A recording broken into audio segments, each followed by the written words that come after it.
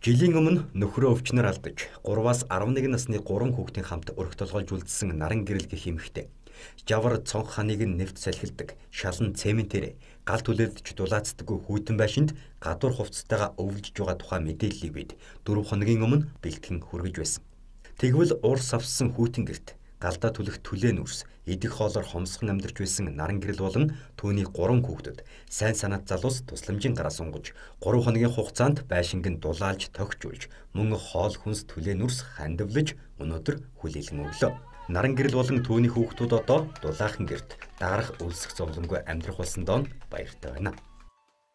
Гой санагдлаа. Ста баярлаа гэж хэлмээрээ. Миний энэ байшин тасчсан хэдний минь ажил төрлөн бүтээсэ. Та нар бүгдээрээ ингэ сэтгэлээрээ цуцсан уу? Ажил өндөр амжилт хүсэл гэж хэлээ та нэрээ. Тэгчт нөр малгатлаа тэгээд уулзах гал ийшээ нэрээ. Тэр. Хэрэм дулаахан болж юу? Дэлгэрэлтэж. Гоё юм уу? Гоё бэр. Гэрийн гоё болгосон хүмүүст юу гэж хэлдэг лээ? Баярлаа.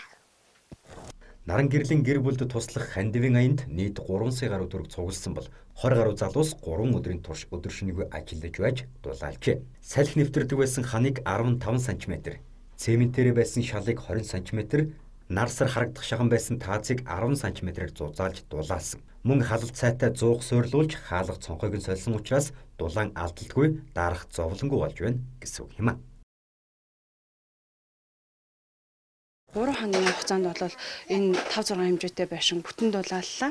Хамгийн гол нь цагаансаар төгч ийн хүүхдүүд манд арахгүй дулаан гэрт амьдрахын нөхцөл орчинг нь бүрдүүлж өгсөндөө баяртай байна. Мөн группийн гишүүдэд бол талархснаа илэрхийлэх нь зүйтэй. Яг гэвэл та бүхний минь одоо хандуулсан 3 сая төгрөгийг бид нэр яг хэрэгтэй зөв зөвлөлтөнд зарцуулъя гэд бид нэр эмэгтэй хүний одоо гар дор хэрэглэх бүхэл гэрийнх нь материал бүх юмыг нь бүрдүүлж бид нэр гэр байшингийн дулаалж өглөө.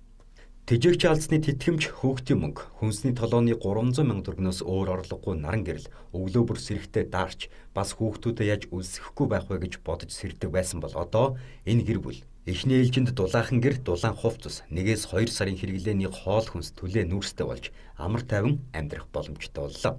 Цаашид хороо дүүргийнхэн зүгээс ажлын байр цэцэрлэгээр дэмжихээ хэлж байлаа.